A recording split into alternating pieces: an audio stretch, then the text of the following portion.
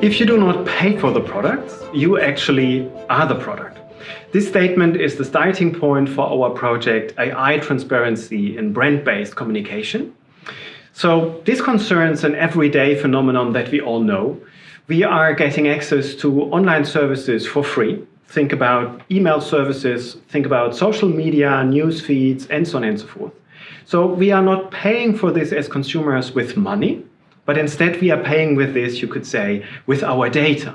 These systems, these providers of services constantly record our usage behavior. So which type of browsing history do you have? Which kind of searches do you do? Which questions do you ask your personal assistant? And then based on these data, they generate what we call targeted advertising. Advertising that targets you as a consumer individually because of the behavioral data, because of the use patterns that have been recorded earlier. The problem with this is basically twofold. One is, we could say, a problem of consumer empowerment.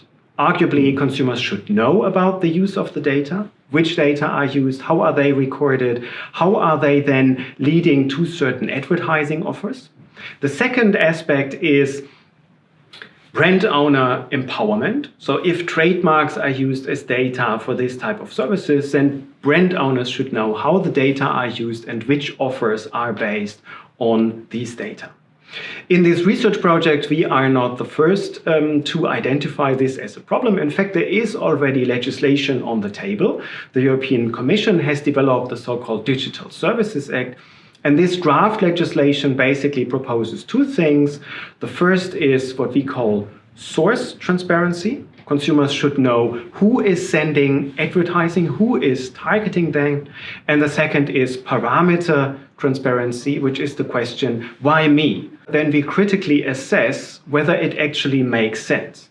And this is where the project becomes interdisciplinary. We do this from two perspectives. The legal question is, are all concerns well included in these proposals? Are there enough checks and balances? Is there enough attention for the potential benefits of targeted advertising? Better consumer information, a broader spectrum of offers. Consumers may feel that their privacy is no longer respected, that there is an intrusion, that they are vulnerable, that they don't develop enough trust in these services.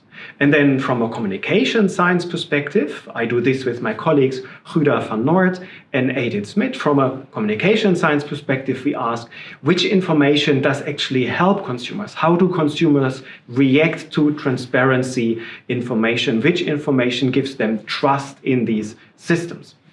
So based on this research, we will be able to make proposals for better lawmaking in this area.